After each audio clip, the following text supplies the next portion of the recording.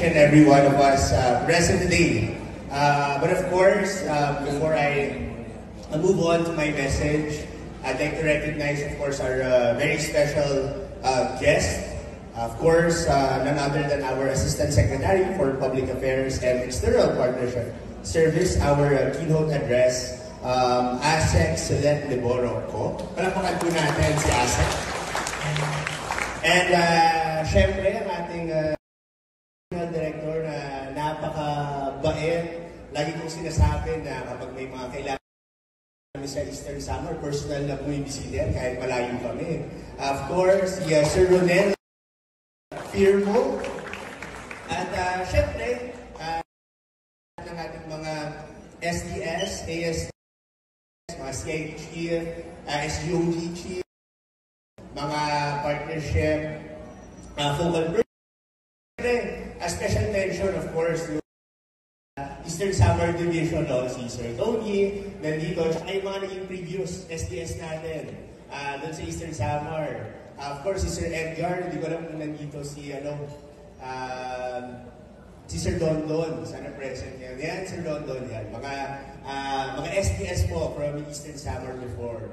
Pero nandito rin si Sir Dondon, nasa Borongan. And syempre, ang ating mga local chief executives na nandito ngayon, and our other stakeholders, no? From the private lending institutions, media, non-government organizations, and foundations, international organizations, companies and corporations, national government agencies, private individuals, our mayors, and the representative of the governors.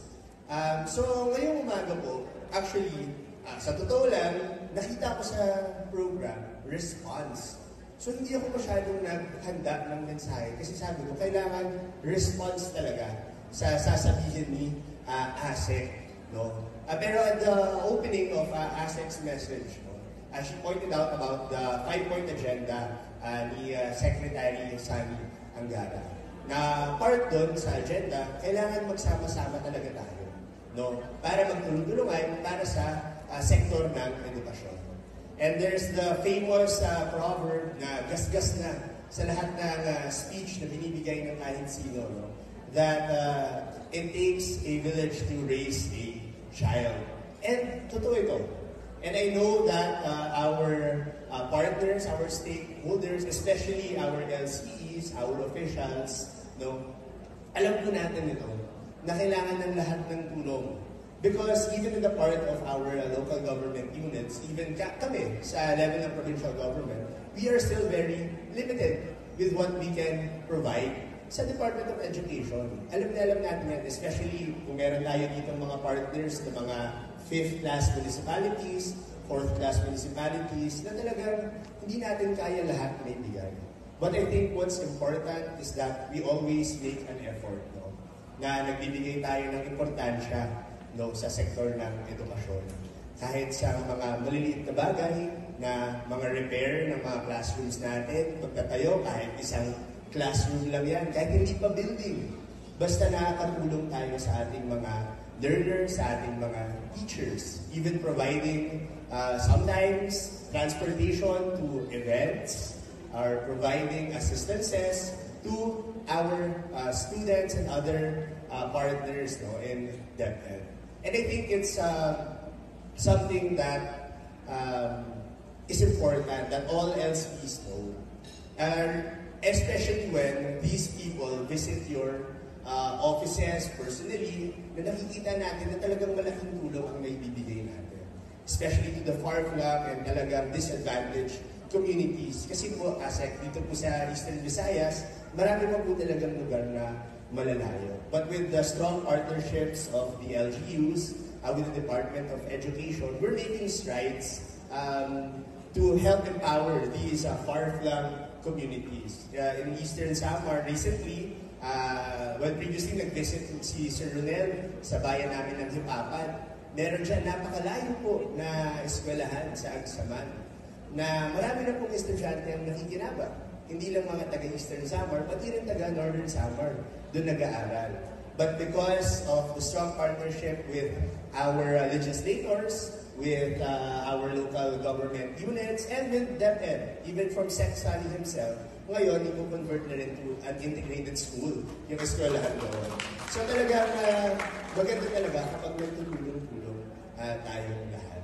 And on behalf of all of the LGUs present today, no, of course, we humbly accept this appreciation that you have given to us. But I think maliit na bagay lang po ito. Kasi ang talagang malaking bagay ang nangyayari sa loob ng eskwelahan.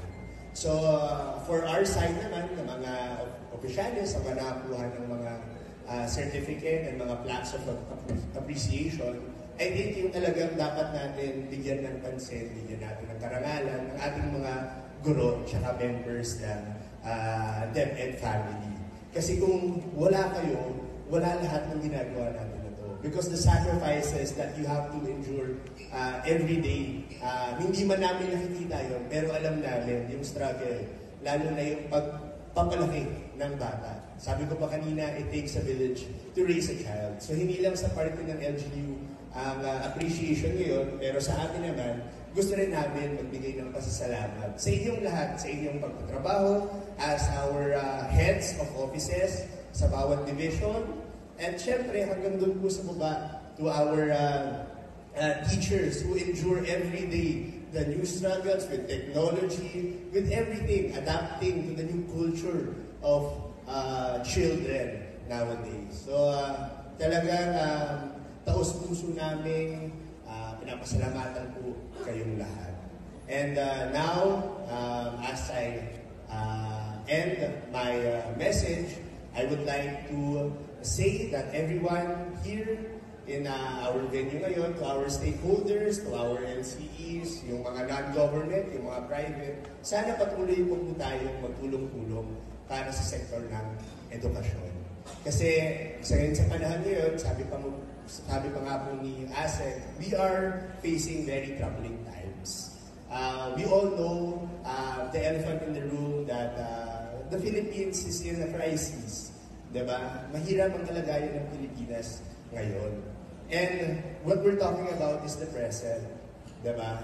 So what else can we do than to focus in the future by investing in our children? So yun po, sana patuloy po tayo magtulong-tulong at mabuhay po tayong lahat. Damong salamat!